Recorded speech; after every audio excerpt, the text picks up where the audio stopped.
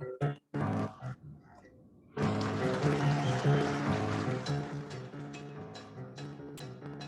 morning. You're listening to What's at Stake on WPFW-FM 89.3, and I am Reverend Graylin Scott Hagler, your host every second Wednesday of the month.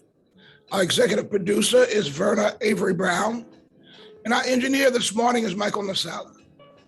We are a listener-supported station, and your contributions are always appreciated to keep us on the air, to bring to you Jazz and Justice.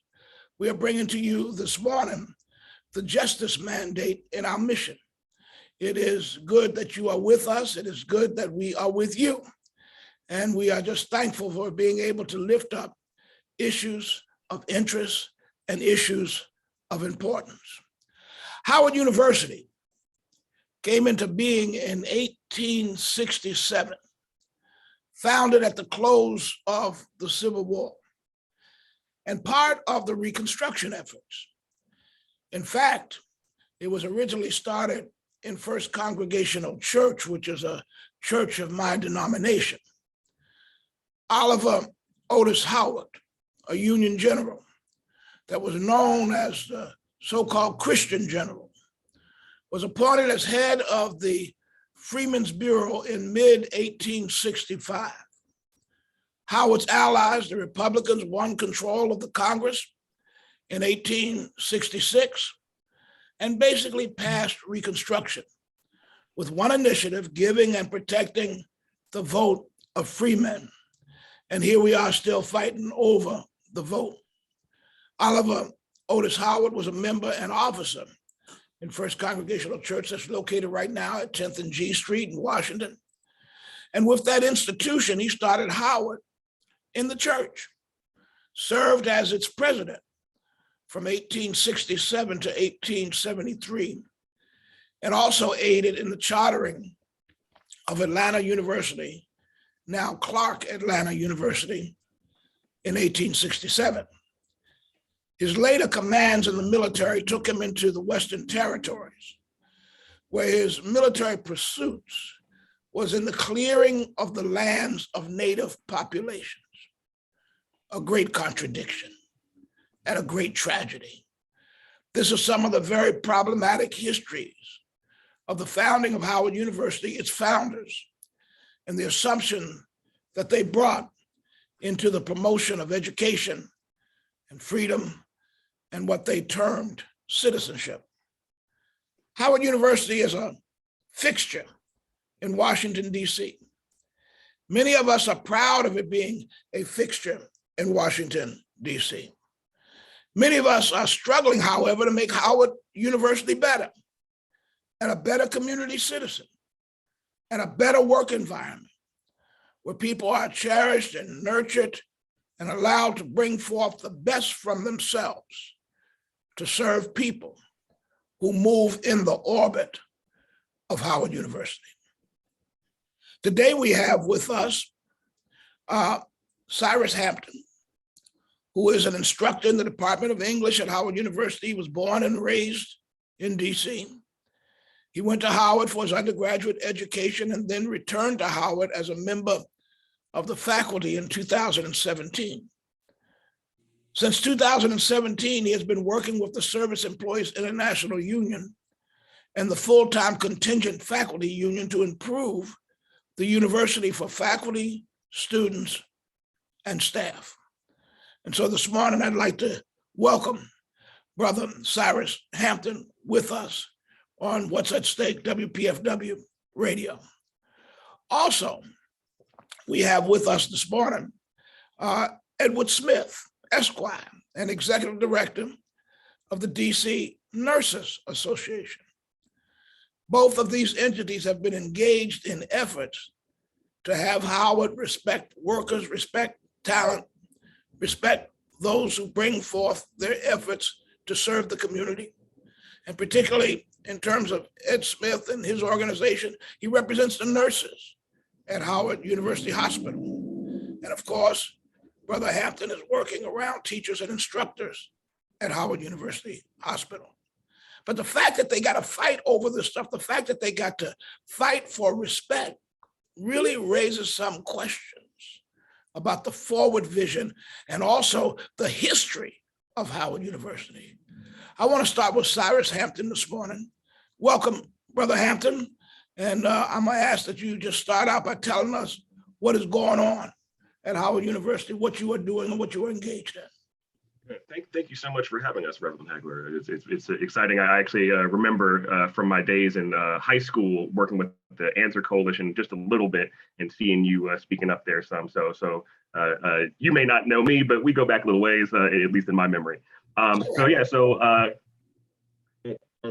Howard, there's some pretty, as you said, some less than pleasing things going on where we're struggling with keeping up with the historic mission of the university. You know, Howard University is unique in many different ways. And one of those key ways is that it is dedicated to serving the underserved, right? That is in our charter. That is the basis of the university's mission. But we're having some problems doing that.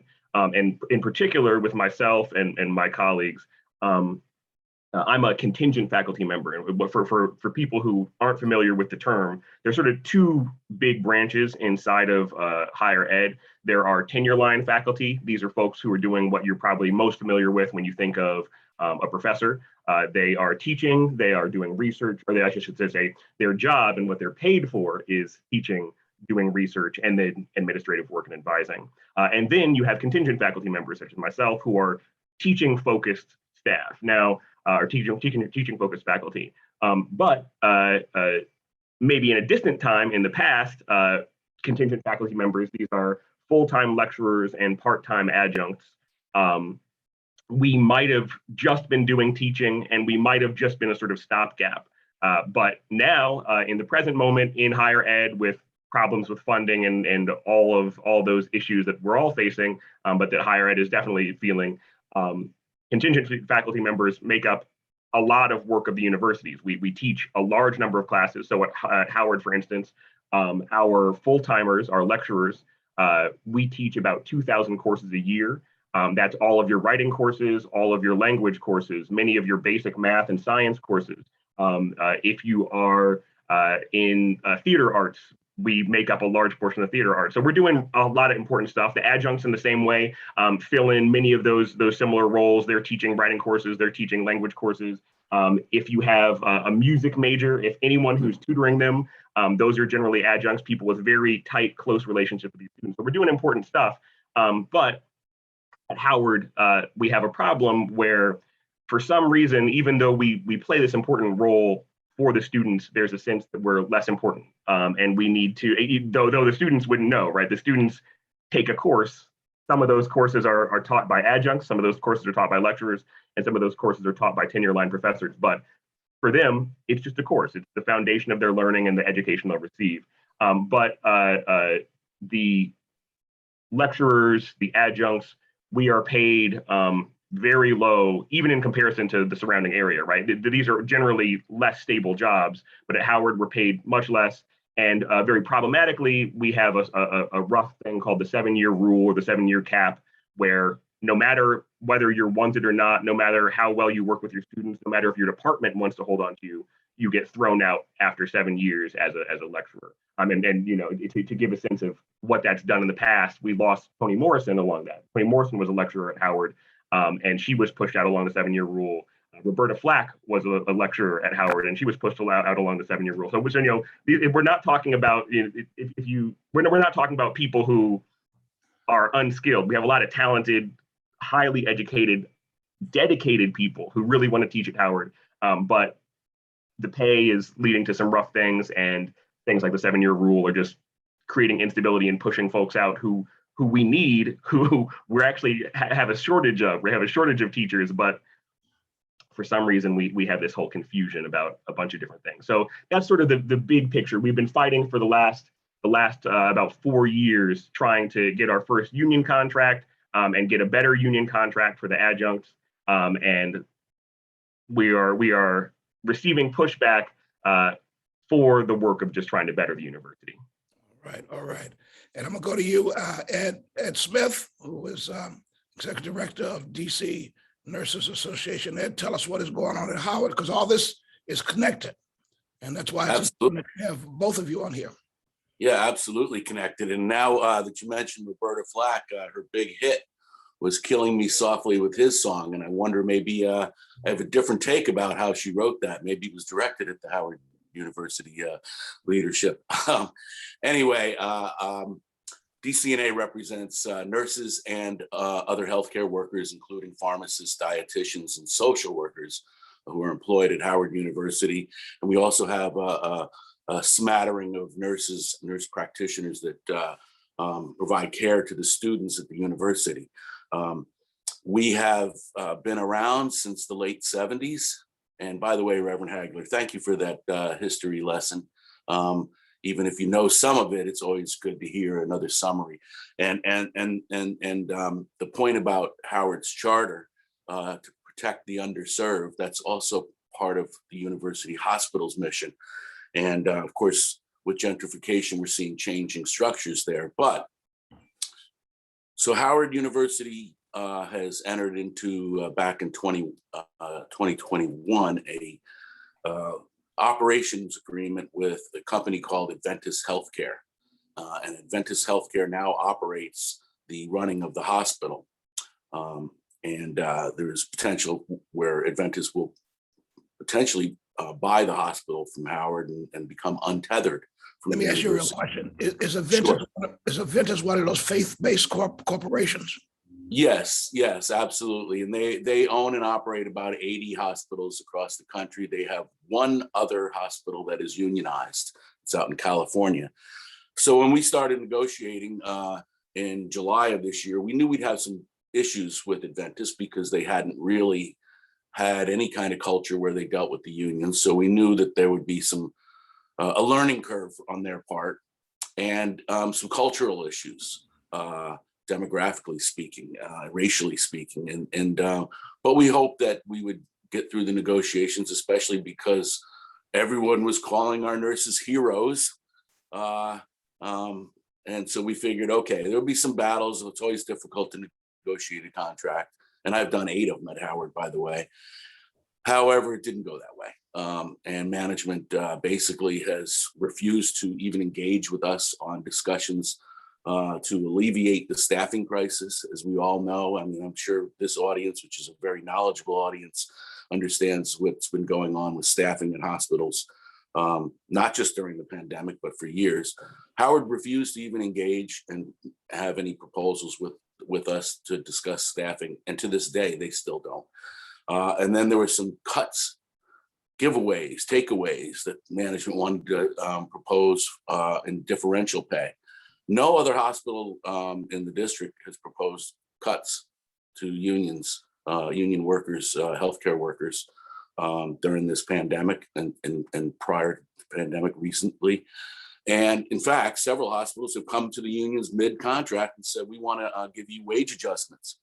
So Howard University and Adventist have just kind of gone away from what everybody else is doing. And you know, it's hard to say, but I think they're just trying to break the union. And in fact, they walked away from the bargaining table recently, said they're done, and they are going to implement their last best offer on Sunday. And so the union is fighting back. Our members are very upset. And the mere fact that you won't even talk to us about how to alleviate staffing problems, but that you're this great institution just is incredible to us. And I think they should be ashamed. So that's kind of it in a nutshell, Reverend Hagel. So Howard Hospital and Howard University basically contracts with a faith-based corporation called Adventist, right? And Adventist basically runs the hospital with the hopes of basically purchasing the hospital. That's correct. Okay, and then sort of comes out of a faith-based perspective, but obviously has no understanding of the gospel and its relationship with workers, and its relationship with the underserved community and the poor, and those who are on the front line delivering care. Am I doing that correctly? I couldn't agree more. And quite frankly, at the bargaining table, there was a veneer of disrespect to our bargaining team. And our bargaining team is comprised of workers, nurses, dietitians, social workers, pharmacists. And our team actually is, most of them are very experienced and very well regarded. But at times, I remember the chief negotiator, who was employed by Adventist, actually had the gall to say out loud that our senior nurses were overpaid and they didn't think that they needed to give them much of a raise at all. And they said this right to the senior nurses' faces. All right. At the same time, complimenting our president, Eileen Shaw, who's been an employee for 40 years, and complimenting her, telling her how great they think she is. But in the next breath saying that, well, we're not going to give you any more money. Right. So it's not about necessarily the money. It's really about that veneer of disrespect. And the fact is, we're coming in, we know better. You don't know anything. And quite frankly, we don't want to hear your solutions at the bargaining table. And that is a hard slap in the face for us. Right. And I raised that history earlier because we often forget where we come from. And when we forget where we come from, we forget who we should be in this present moment, right? Because our histories should influence us. Our histories should not be a separation from where we are right now. And so it's a part of consistency. Brother Cyrus, talk about just the kind of things that people are faced with at the school in terms of instructors and teachers, educators, really educators. That's what we're talking about, right? And so we want to turn out. And so Fredericks talk about turning out the best minds and the most this in the Black community and the most doctors in the Black community and the most lawyers and all that at the graduate level, but it starts at the undergraduate level. It talks about all those things, but yet obviously do not give the respect to the people that help produce the people that he brags about. Talk about that. Yeah, I think a great place to talk about to begin is pay. Just like Mr. Smith said, the big question is not pay, but pay is a real thing and matters, right? So, for instance, many people who are working as adjuncts have all these jobs all over the place. They're hopping all around. They don't have a sense of the community. They don't have a sense of support. And they're struggling then to feel connected. So much of what teaching at a university is getting a strong sense of that community, of that connection. You build a relationship with your students over time. Now, the adjuncts are able to stay for over 7 years. So you have people slowly building that, but it's a struggle, and the sort of sense of support they have and the fact that they're paid very, very low creates problems. Now, those are for the part-timers. Even our full-timers are paid very low enough that what we're talking about is your professors at Howard teaching the foundational courses. Many of them have to have multiple jobs. This is not a cheap city to live in. This is a quite expensive city, and Howard pays by far the lowest of anyone paying lecturers and adjuncts in the city. We make considerably less than anyone at UDC, GW, AU, George Washington, UMD. I mean, they're literally the whole region. We are the lowest paid, and we make less than entry level K-12 teachers who should be paid very well. Just to make sure I'm not making a mistake there, they should be paid very well. But what we're talking about is people who are coming in largely with PhDs, terminal degrees, who have put in many years of work and are publishing, researching, respected members of their fields, artists who are making big contributions and doing some great work. And these folks have to work multiple jobs. Again, this is we have an old vision of what higher education was, right? The professor in the tweed jacket living high on the hog. The reality now is that many professors, and especially professors at Howard, are working that gig economy, scrapping. Your professor might also be your barista. Your professor might also have to work at multiple other universities. And to your point, Reverend Hagler, that's not the ground and the foundation of someone who can really give their all to you. We want to, Even in the face of the sort of instability and the low wages, we are still coming to Howard University for a reason. Like you said, I went to Howard for my undergrad. I'm very passionate about this university, about what it did for me and what I can do for my students. And every single one of my colleagues I speak with is working at Howard for the same reason. We want to be here. We want to serve these students. But you got to pay those bills. You have to put food in your mouth, put food on your family's table, and you can't do that just working this job. Yes, yes.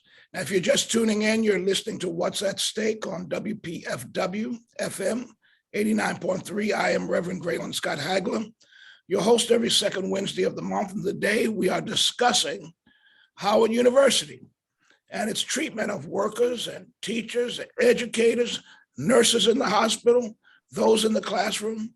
And we have with us Cyrus Hampton, who is working to organize instructors and teachers, and Ed Smith, who is the executive director of DC Nurses Association.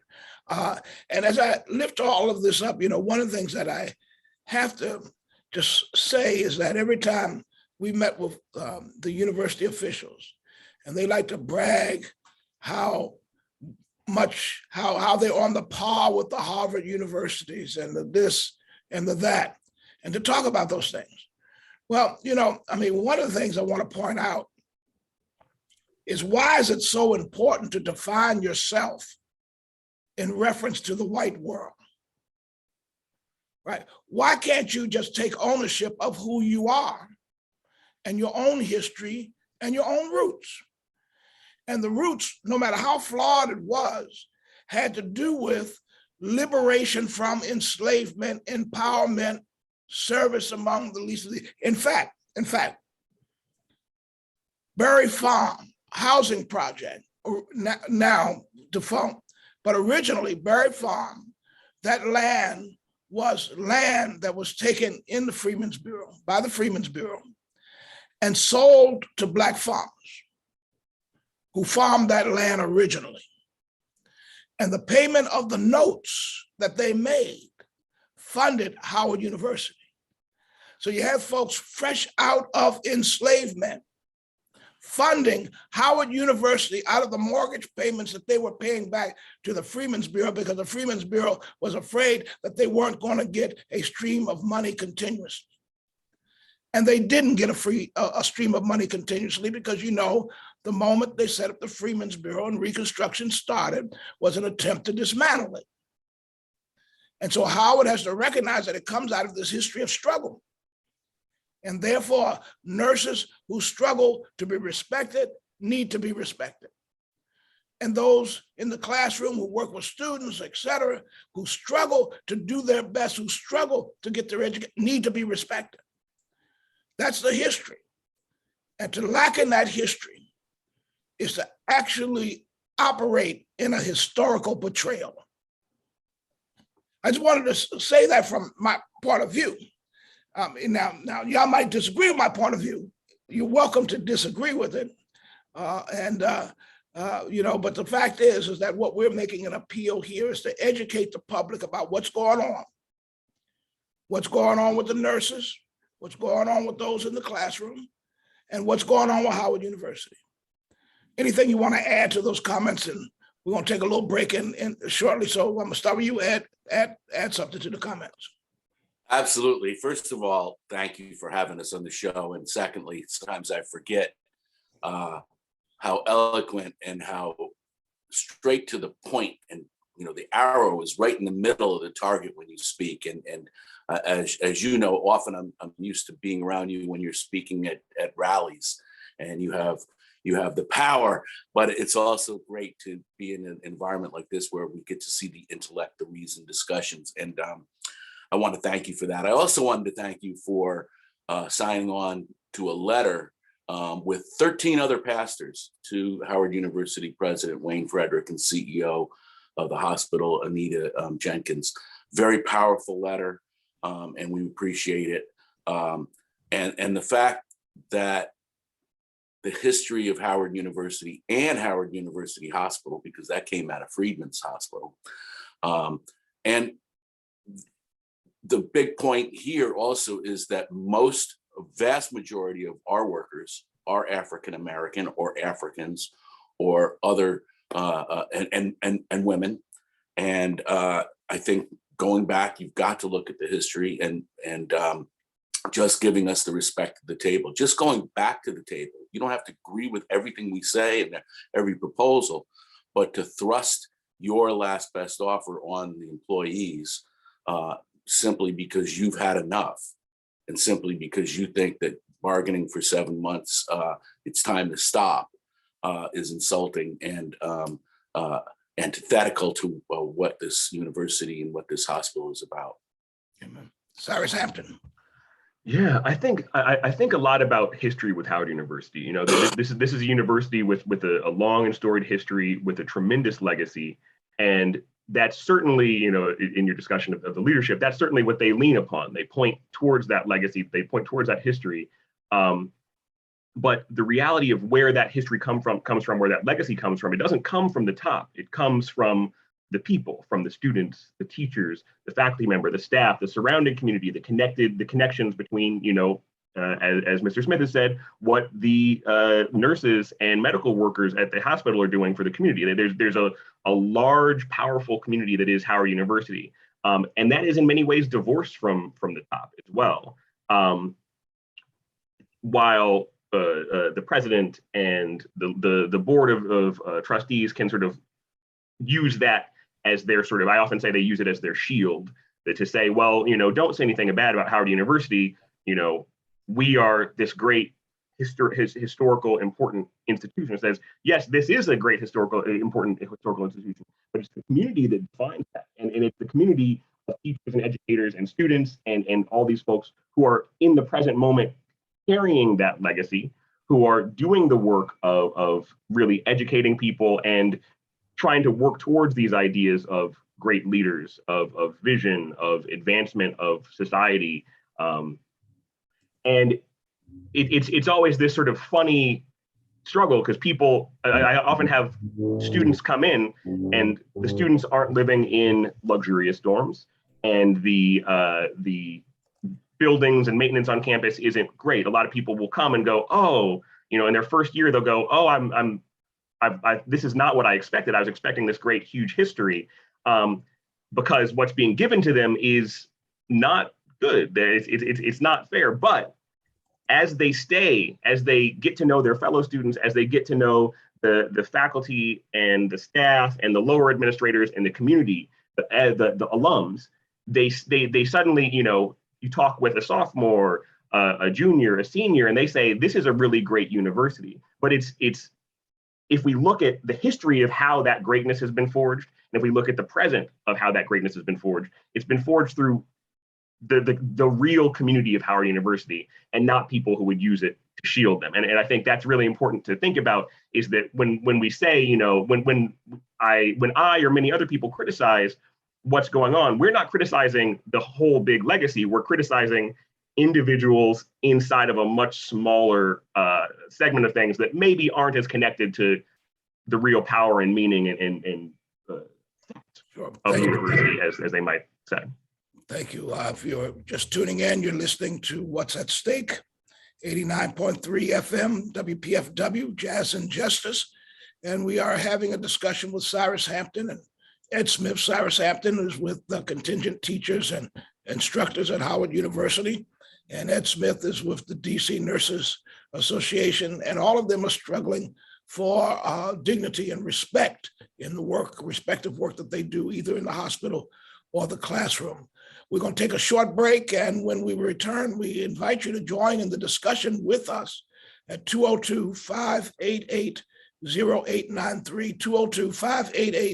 202-588-0893. We're going to have a short break for a public service announcement.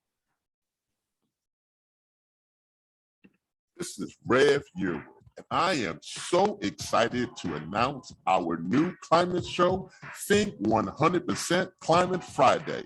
This show will keep you up to date on everything climate justice related in a rapidly changing world. We will discuss breaking news and updates on environmental issues, the climate crisis, COVID-19, and politics. This show will make tangible how the climate crisis is already impacting our lives and what you can do about it. So tune in every Friday at 9 a.m. right here on WPFW 89.3, your jazz and justice station. Very good. And welcome back. You're listening to What's at Stake, WPFW-FM 89.3. I'm your host, Reverend Graylin Scott Hagler, and we are talking with Cyrus Hampton and Ed Smith, and from respectively from instructors and contingent teachers at Howard University and DC Nurses Association. We invite you to join the discussion. You can call 202-588-0893. Now, a moment of personal privilege. The Board of Social Action at my church, Plymouth Congregational United Church of Christ, will present a program, Why the Truth About Ukraine Would Matter to Faith Communities. And that is on Saturday, March 19th, 2022, from 4 to 6 p.m. Eastern Time. And it will include speakers such as Medea Benjamin from Code Pink, Phil Waleto from Odessa Solidarity Network, and Reverend Sharon Gramby Sobui, and as well as a representative from the Mid-Atlantic Black Alliance for Peace. There'll be music, and you're invited to join with us. We will put a link up on the our website, Plymouth-UCC.org, in order for you to register for that. Welcome back, and we are joined in discussion. I think we have a caller that has joined with us, and I'm going to invite that caller on the line. Caller, good morning. Yeah, well, hey, Reverend, this is Hey. Rushy. Thanks for taking my call. You're welcome. I'm not the biggest problem that we have in the educational system is they're trying to get rid of anything that starts talking about extreme critical thinking. And that has to do with education, religion, or anything. So what we all are up against is the mindset here in America about telling the truth, namely critical racial theory. It has something to do with education, religion, and everything. Thank you, and I'll take the answer off the air. Thank you very much. And, and that's it's a good point, because one of the things you think about in terms of that is that when places like Howard attempt to try to mainstream everything according to a model that is a European model, right? In a sense, there may be this focus upon Blackness, but it ends up being superficial. It does not go beneath the surface. And those in the classroom are treated as expendable. And rather than challenged how to go deeper into a subject matter and given a place to do that. And so if you're worried about being brought on permanently and being brought on in a tenured position, then you got to deal with mainstreaming your message in the classroom in order to make it acceptable. So it's a kind of conditioning process. Comment on that, if you will, Brother Hampton, and then I want to go and talk a little bit more about the healthcare situation. And if you want to join us in discussion, you are invited to. And that's, again, you can call in and join us at 202-588-0893, 202-588-0893. Go ahead, Brother Hampton. Yeah, so I was appreciative of that point, and I think there's a couple of things that it made me think of. I think of the true history of critical race theory going back to Kimberly Crenshaw and other folks. Really, not exactly what we hear in the media described as critical race theory, but I'm talking about legal scholarship. And what they were doing is they're asking questions. They're asking questions about what do the rules and the laws of this system actually do in practice? What does it look like when we actually implement a law? Is it if the law claims it's going to be anti-racist, is it anti-racist? I think the same thing is then true of along the lines of what Reverend Hagler is saying about the institutions we implement in our education. We need to be asking questions of what does a rule do? What does a systemic choice do? So if you say that, for instance, we will require everyone to reapply for their jobs every year. So and we're going to be slow about letting you know whether you get it too, right? A lot of times we will we have to reapply every year, and we often don't hear until October, when school starts in August. It's a strange problem. But if you know you have to reapply for your job, if you're sort of working on faith that you got your job back, they say, well, we haven't given you any official notice, but just trust us that you're going to come back. You are uncertain.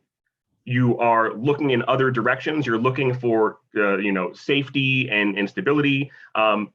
Building a class, teaching students requires safety and stability. You have to think ahead and plan for the whole semester, right? This isn't a thing that we're doing willy-nilly each day. You have to have a whole big vision of where you're trying to take these students. How can you guide these students to the knowledge that you are, it is your position to guide them to?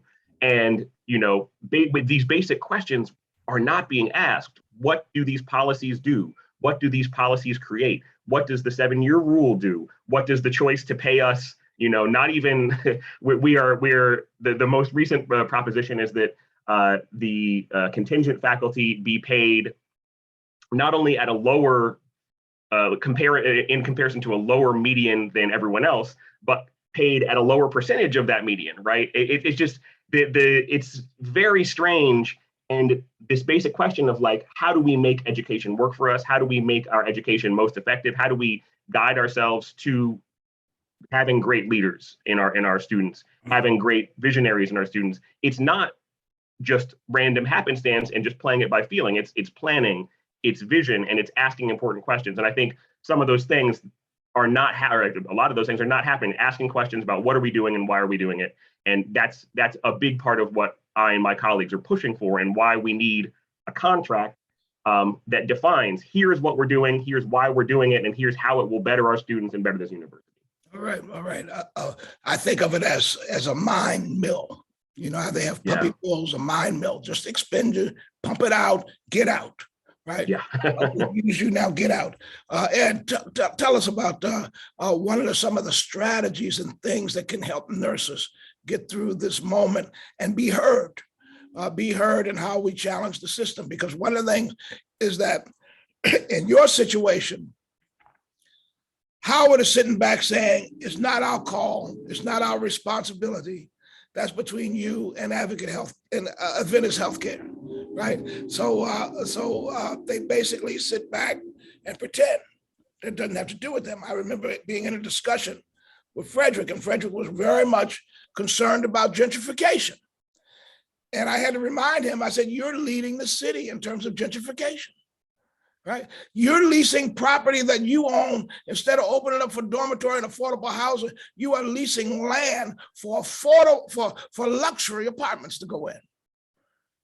I said, so don't be contradictory, tell the truth. I'm gonna come back to you. How can we make Howard tell the truth? Well, thank you.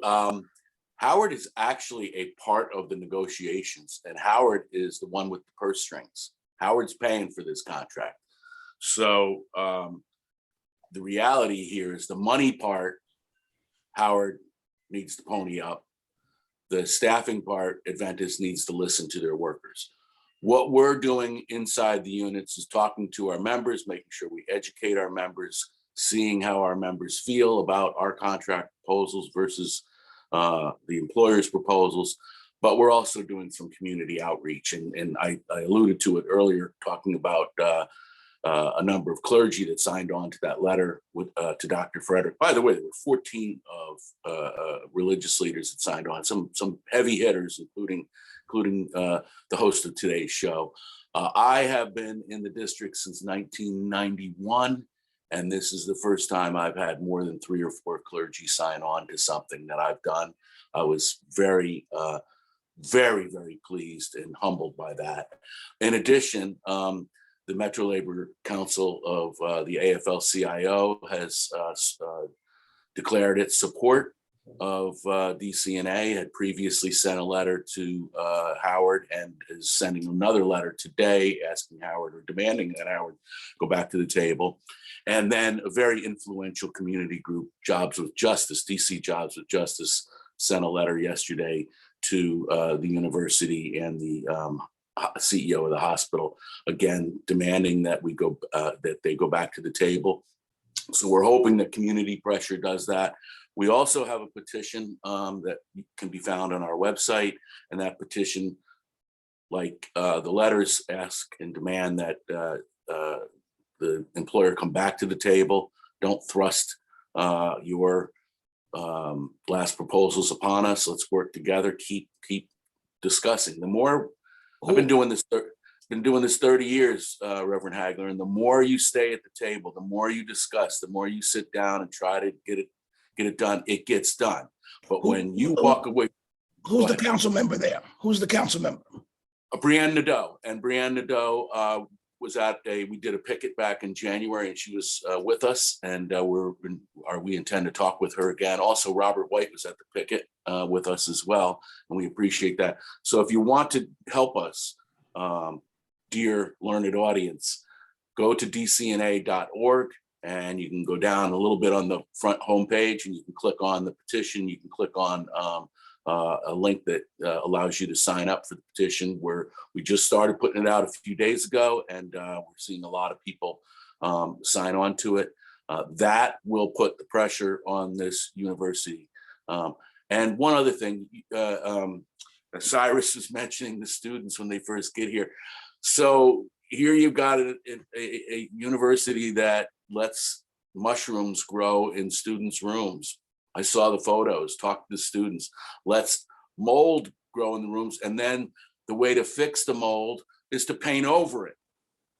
That's what the university does. And the university president, if I recall correctly, his first interview was, the majority of our students have great housing.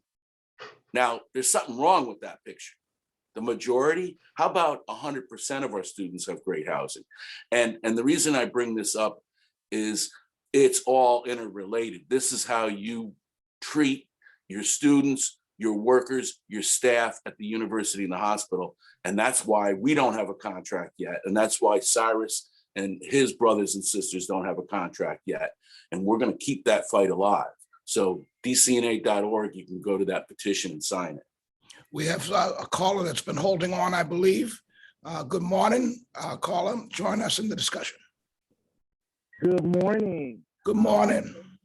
Thank you very much. I think Reverend Hagler, you hit the nail on the head when you said Howard University is following like a Euro-capitalist kind of cosmology and a model instead of following an African-centered and an African-American traditional model of how we've done things by faith, togetherness, love, and the collective. I'm very glad to hear that the brothers are working to make Howard a better place. I am an alumni, and I'm part of an alumni group. We are 7 or 8 alumni, maybe 10, and we are suing the Howard University administration and the Board of Trustees for eliminating affiliate trustee seats from the board, like an elimination of democracy. So we're suing Howard. So we want you to know that you are not alone. The alumni are in it, and of course the students kicked the door in with their whole Black Firm protest. So we have to connect, we have to stay connected, and we have to work together to keep making this university better. I'm glad you said, what can the people do to help? The alumni also need help with this lawsuit. Lawsuits are not cheap, okay? And so we need help to support that lawsuit so that we can put the seats back onto that board and that we can strengthen those seats. Okay, so power to the people. Y'all keep up the good work, keep us updated, and let us know what we all can do to make Howard University on purpose and on legacy. So glad to hear your voice this morning. So very glad. And that's a way in which we need to sort of link up with some of these efforts and bring them together, because they're really the same effort. Effort is all about respect, being heard, dignity in the community, dignity in the workplace, dignity in the hospital, dignity in the classroom. We have another call on the line. I'm going to invite that caller to come on. Good morning. It's good to have you here. Good morning. Hi. Hi. Hello. Yes, we got you. Yeah. My name is Deborah Thomas. I'm calling from I'm a nurse consultant from the DC Nurses Association. And I just wanted Ed to talk about the effect that this negotiation with the dentist has had on the care delivery at Howard University. It has been a negotiation with a lot of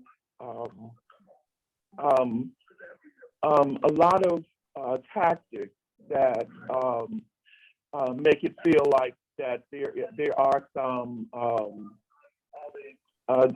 the administration has really dentist has not approached nursing, I feel, respectfully in a professional manner. It's been a lot of demeaning behavior in the whole process. How has that affected the negotiation process? Right. Thank you. Thank you very much. Ed? Well, thank you, Debbie. What Debbie didn't mention is that she was a nurse educator at Howard University Hospital for over 45 years and a very effective educator. Since Debbie retired in 2014, they used to have about 10, 11 educators. The nurse educators go around and teach the youngsters how to be a nurse, right? Just like Cyrus teaches these kids how to be maybe educators in the future. And now there's, I think, 3 educators. And it's basically Adventists coming in and saying, we're going to teach, but we're not going to hire educators. That is a great question that Debbie asked. If you can think about what we've gone through as kind of normal laymen in the pandemic, having to wear masks and sometimes going places and having to wear masks for an hour or two. Think about wearing not only a mask, but a protective face shield and having to put on don and doff protective gear every single time you go into a patient's room. You got to take it off and put it back on. Think about doing that for 12 hours, 3-4 times a week. Think about going, not being able to see your mom or your grandmom or your grandkids during the pandemic because you don't want to kill them. Think about our suffering and then multiply that times 1,000. And then you go into bargaining and you get treated very poorly and you're already stressed. And now you feel like, well, what's the point of it all? And it can demoralize you. Fortunately, it has not demoralized our team. They're strong. They're strong Black women who are used to fighting, used to this stuff, where as you can see on Zoom, I'm a white guy. I'm not used to that stuff, but they have been fighting the battle forever and ever. But it is hard to go into that hospital and see workers tired. I've heard stories of not just at Howard, but other places, Children's Hospital, where a nurse will, especially during the middle of the pandemic, finish her shift. And a 12-hour shift, by the way, for nurses is not a 12-hour shift. It's usually 12 and a half, 13 hours that they're working. They'll often get in their car and some of them will break down and cry for a half an hour before they can get it together to drive home. And then make sure that they take a shower before they even see anybody. And again, like I said, afraid to hug people, afraid to go see Reverend Hagler because I don't want to kill him. That's just a brief discussion of what it must be like to work these jobs. All right. And one of the things is that currently Howard has gotten more money in than ever before. Right. So you can't be crying blues, financial blues, when you have received more infusion of capital than ever before. And so the issue is where you're applying those things. Are they applied into human capital? When I say human capital, that means in terms of people who produce, people who work, people who care for each other. I mean, it's all those types of things that are part really of the ethics of the university. right? I mean, it demonstrates what you are truly about or what you're really not about. And so we don't want, none of us are here for Howard's demise. We're here so that Howard could live up to a higher standard and a greater calling, and that it can remain true to its history. So we continue to respond in that way. Cyrus, what can people do to join in your effort? Yeah, so there's a couple of different things. Right now, we're primarily building up to a day of action on the 16th of March. We're going to be out there marching and talking and spreading the word. And this will be a sort of broader coalition of faculty, both contingent and tenure line faculty, of student groups, of staff and other employee organizations, and the community, alumni as well, such as my fellow alumni who called in said. There's a lot of different things going on, and as Mr. Smith has said, this whole thing is a very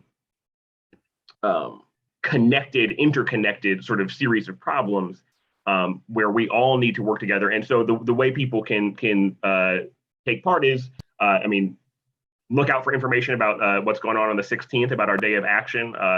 Swing by the campus. Love to see y'all. But also, this university is interwoven into this city.